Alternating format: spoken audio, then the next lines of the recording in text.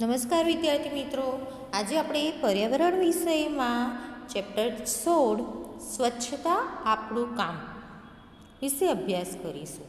વિદ્યાર્થી મિત્રો, તમે ધોરણ 3 અને 4માં સ્વચ્છતા વિશે અભ્યાસ કર્યો કે જેમાં આપણા શરીરની સ્વચ્છતા તથા આપણી આજુબાજુ આપણું ઘર આપણે કેમ સ્વચ્છ રાખવું જોઈએ તેના વિશે અભ્યાસ કર્યો.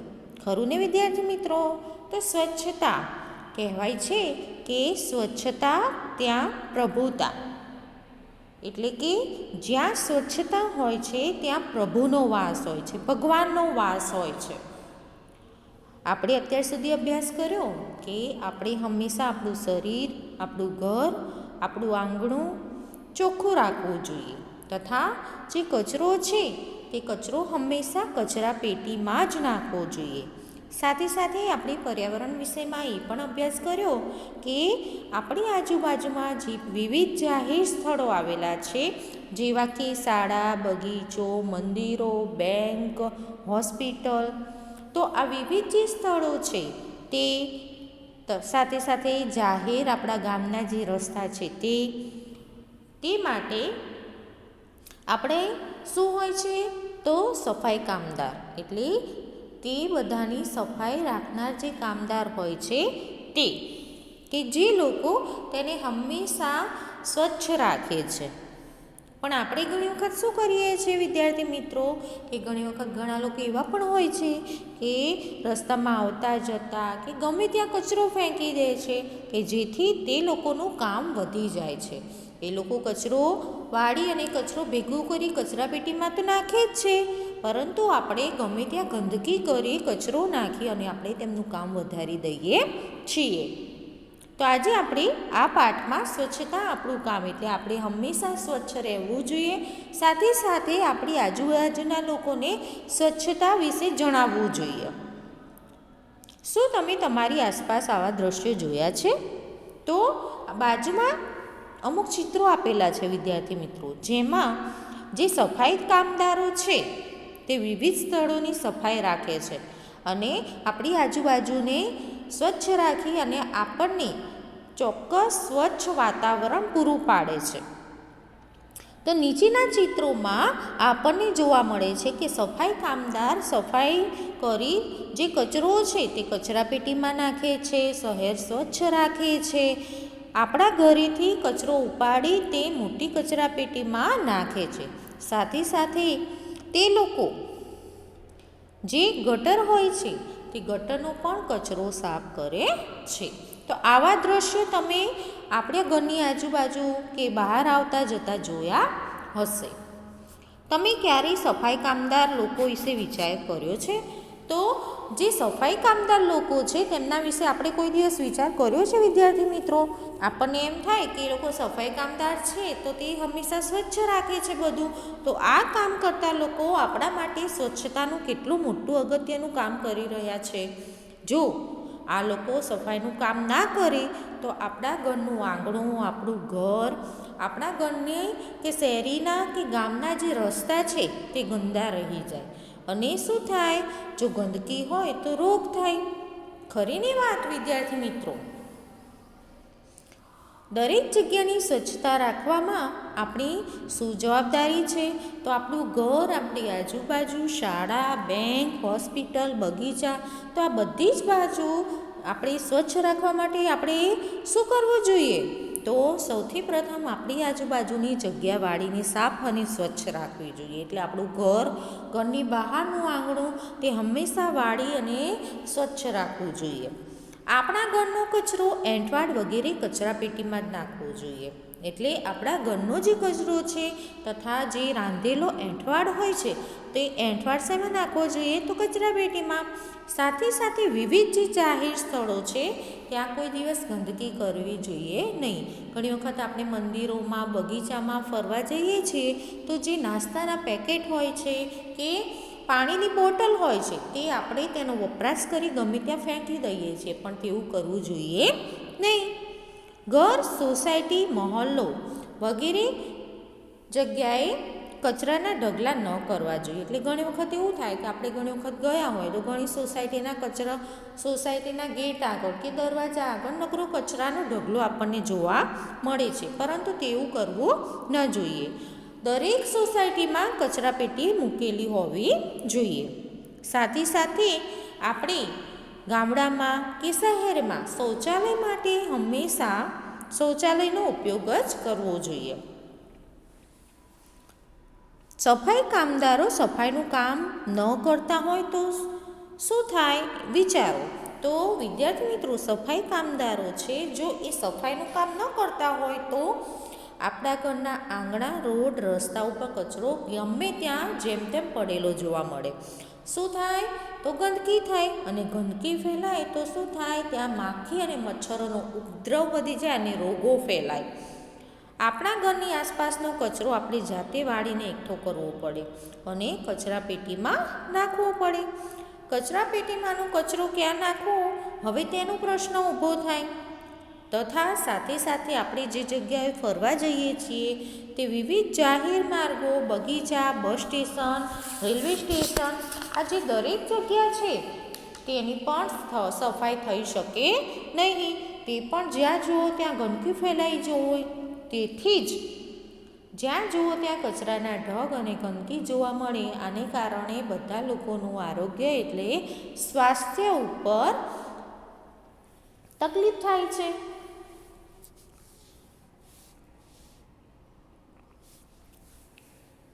ચાલો આપણે શંકરભાઈને મળીએ.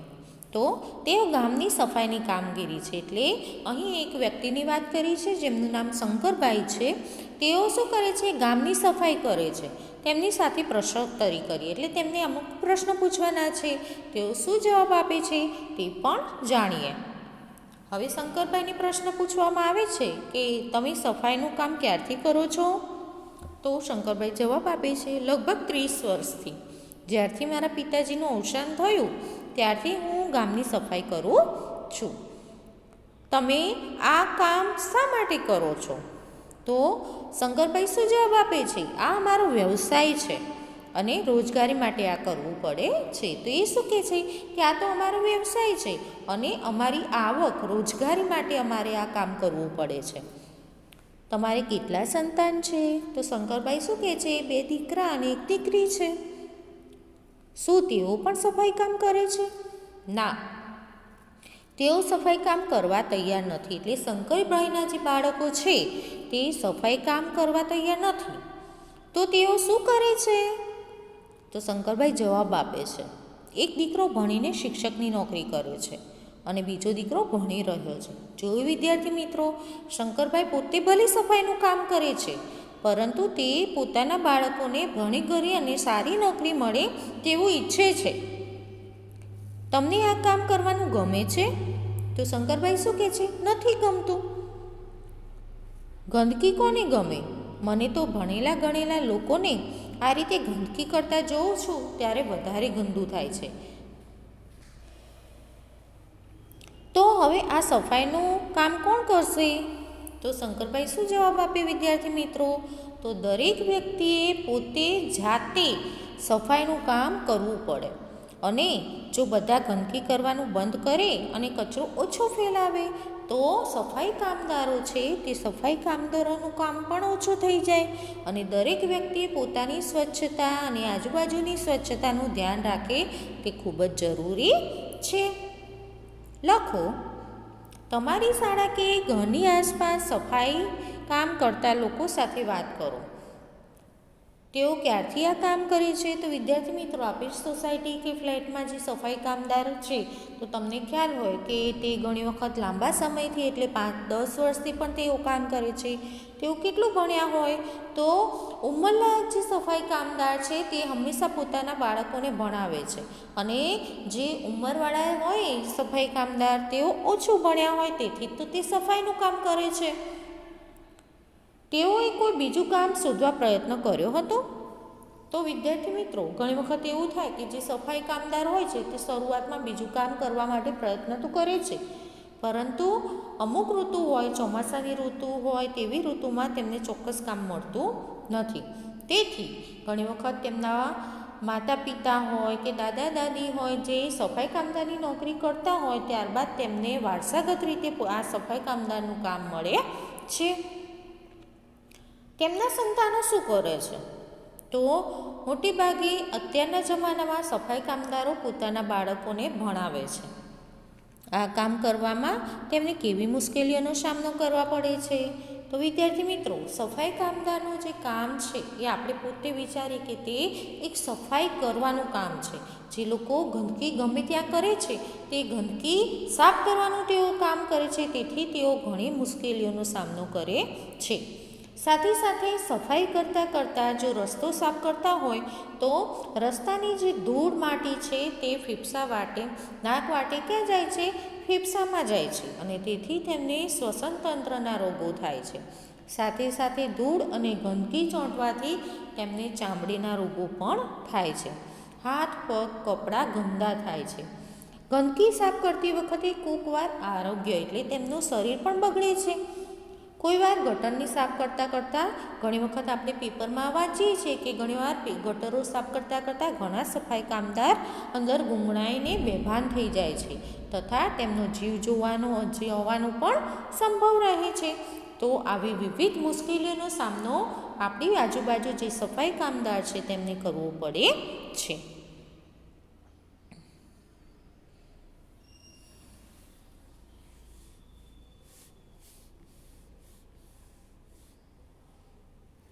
નીચે આપેલા ચિત્રમાં કયા કામ થઈ રહ્યા છે તેમાંથી ગમે તે 5 કામની યાદી બનાવો. તો નીચે આપણને એક ચિત્ર આપ્યું છે વિદ્યાર્થી મિત્રો, જેમાં વિવિધ કામ કરતા લોકો આપણને જોવા મળે છે. તો ચિત્ર તમે ધ્યાનપૂર્વક જુઓ, તેનું નિરીક્ષણ કરો કે આપણને અહીં કયા કામ કરતા લોકો જોવા મળે છે. તો આપણે ધ્યાનપૂર્વક જોઈએ કે ઉપરના ચિત્રમાંથી તમને 5 કામ કરવાનું કહેવામાં આવે છે. તો તમે કયા પ્રકારના કામ કરવાનું પસંદ કરશો? તો અહીં આપણને ઉપરનું ચિત્ર આપ્યું છે જેમાં વિવિધ વ્યવસાયકારો વિવિધ પ્રકારના કાર્ય કરે છે. તો આ કાર્યમાંથી તમે કયા કાર્ય કરવાનું પસંદ કરશો વિદ્યાર્થી મિત્રો?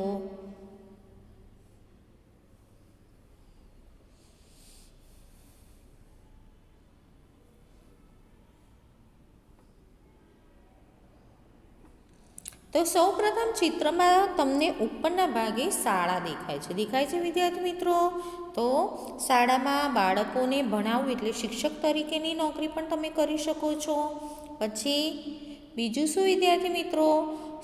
દેખો, બાળકોને એક બસ લઈ જઈ રહી છે તો તમે એમાં પણ નોકરી કરી શકો છો. ખરી વાત ને? અહીંના ચિત્રમાં આપણને વિવિધ વ્યવસાયકારો એટલે જેવા કે એક સ્ત્રી ગાય દોઈ રહી છે, અનાજ અને કરિયાણું વેચવું, બસ ચલાવવી, ખેતી કરવી તથા વિવિધ જે દુકાનો છે તે દુકાનોમાં કામ કરવું, કપડાની ઇસ્ત્રી કરવી, ઓફિસે જવું, દર્દીઓનો ઈલાજ કરવો તથા વિવિધ ઓફિસો છે તે કોમ્પ્યુટર ઉપર કામ કરવું, પ્રયોગશાળાઓમાં પ્રયોગો કર્યા. આ વિવિધ કાર્યો આ ચિત્રમાં આપણને જોવા મળે છે.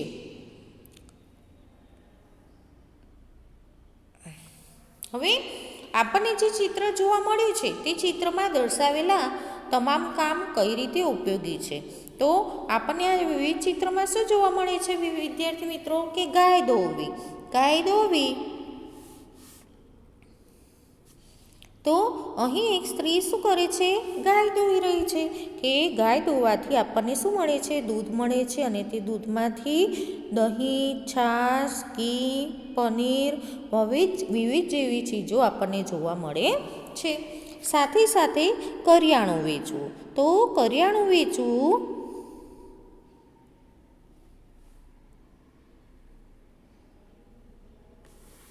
અહીં એક સ્ત્રી શું કરે છે? કરિયાણું વેચે છે. તો ગામ લોકોને ભોજન માટે વિવિધ સામગ્રી અહીં મળી રહે છે. પછી બસ ચલાવવી. તો એક જગ્યાએથી બીજા સ્થળે જવા માટે આપણે શાનો ઉપયોગ કરીએ છીએ? બસનો ઉપયોગ કરીએ છીએ. પછી ત્યારબાદ શું આવે વિદ્યાર્થી મિત્રો? ખેતીવાડી કરવી. તો તો ખેતી કરવાથી આપણને વિવિધ પ્રકારના અનાજ, કઠોળ, ફળ અને શાકભાજી મેળવી શકાય છે. સાથે સાથે અહીં સફાઈ કામદાર પણ આપણને જોવા મળે છે કે જે રસ્તાઓ, આપણી આજુબાજુના શેરીઓ, વિવિધ જગ્યાઓ સ્વચ્છ રાખે છે. ત્યારબાદ છે શાળામાં બાળકોને ભણાવવા, એટલે જે શિક્ષક છે તે શાળામાં બાળકોને ભણાવી રહ્યા છે. ત્યારબાદ શું છે? માલલારી, એટલે અહીં બે વ્યક્તિ છે, જે બે માણસો છે તે માલ એક લારીમાં ભરી અને તેને લઈ જઈ રહ્યા છે. દિવાલો ઉપર રંગકામ કરવું, અહીં દેખાય છે કે વ્યક્તિ દિવાલ ઉપર રંગકામ કરી અને પોતે રોજગારી મેળવે છે. કપડાને ઇસ્ત્રી કરવી, તો અહીં એક વ્યક્તિ છે તે શું કરે છે? કપડાની ઇસ્ત્રી કરે છે. લારીમાં સામાન વેચવો, તો લારીમાં સામાન વેચવો વિદ્યાર્થી મિત્રો, તો અહીં એક વ્યક્તિ છે તે શું કરે છે? લારીમાં સામાન વેચે છે. ઘણા વ્યક્તિઓ હોય છે કે ઘણા ફેરિયાવાળા જે શાકભાજી હોય છે, ફ્રૂટ્સ હોય છે, વિવિધ પ્રકારના ખાદ્ય સામગ્રી હોય છે તે લારીમાં લઈ જઈ અને વેચાણ કરે છે. ત્યારબાદ શું છે વિદ્યાર્થી મિત્રો? સાયકલ ચલાવવી, ચિત્રકામ કરવું, મીઠાઈ અને ફરસાણ બનાવવી, એટલે મીઠાઈની દુકાનો, સાથે સાથે શાકભાજી વેચવી. ત્યારબાદ છે ટેક્સી ડ્રાઈવર, એટલે ટેક્સી ચલાવવી. તો આ વિવિધ પ્રકારના જે વ્યવસાયો છે તે આપણને અહીં જોવા મળે છે, જે આપણને વિવિધ રીતે ઉપયોગી છે.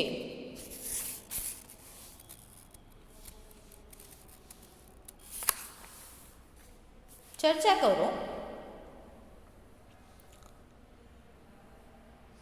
લોકોને કેવા પ્રકારની નોકરી કે કામ કરવું ગમે છે, કેમ? તો વિદ્યાર્થી મિત્રો, અત્યારે જે આધુનિક જમાનો છે તે આધુનિક જમાનામાં જે શિક્ષિત વર્ગ છે, જે ભણેલા ગણેલા વ્યક્તિ છે, તે લોકો મોટેભાગે સરકારી ઓફિસમાં એટલે નોકરી કે કામ કરવાનું પસંદ કરે છે.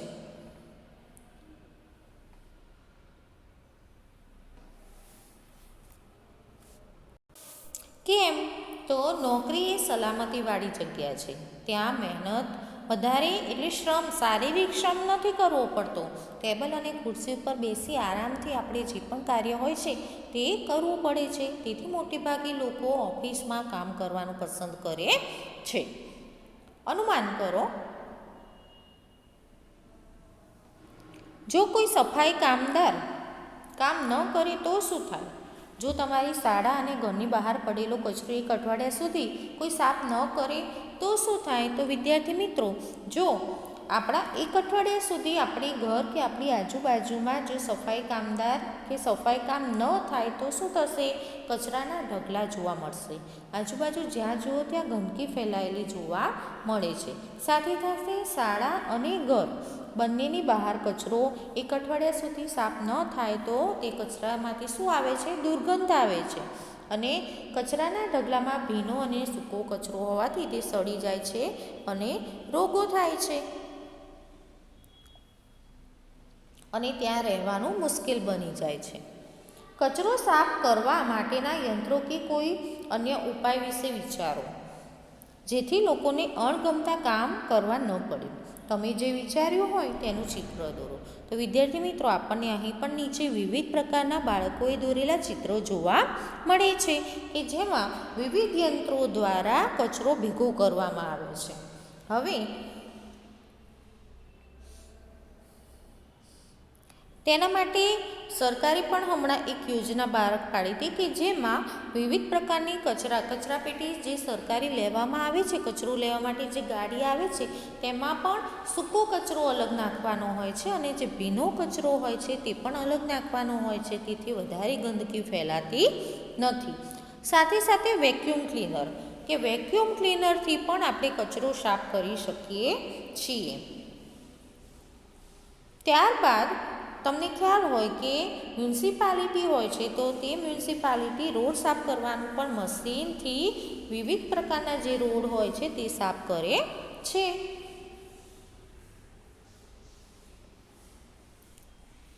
કોઈએ આ પરિસ્થિતિ બદલવા ક્યારેય વિચાર કે પ્રયત્ન કર્યો છે? હા, ઘણા બધા લોકોએ આ દિશામાં પ્રણય કર્યો છે. પ્રયાસ કર્યો છે. આજે પણ ઘણા લોકો આ દિશામાં પ્રયત્નો કરી રહ્યા છે, પરંતુ તેને બદલવું એટલું સરળ નથી. મહાત્મા ગાંધી એક એવા માણસ હતા જેમણે સ્વચ્છતા અને સફાઈ બાબતે ખૂબ પ્રયત્ન કર્યા. એટલે મહાત્મા જે ગાંધી હતા તે સ્વચ્છતાના એક હિમાયતી હતા. તો તેમને સ્વચ્છતા રાખવી ખૂબ જ ગમતી હતી તથા તે સ્વચ્છતા રાખવા લોકોને પણ આગ્રહ કરતા હતા. મહાદેવભાઈ દેસાઈ ગાંધીજીના મિત્ર હતા. તો મહાદેવભાઈ જે દેસાઈ છે તે કોણ હતા? ગાંધીજીના મિત્ર હતા. મહાદેવભાઈના દીકરા નારાયણભાઈ નાના હતા ત્યારથી જ ગાંધીજી સાથે રહેતા હતા. તેમના પુસ્તકમાંથી લીધેલી ઘટના વાંચો. એટલે તેમનું જે પુસ્તક હોય તેમાંથી લીધેલી ઘટના અહીં વાંચવાની છે. હવે પછીનો અભ્યાસ આગળના ભાગમાં કરીશું વિદ્યાર્થી મિત્રો. ધન્યવાદ.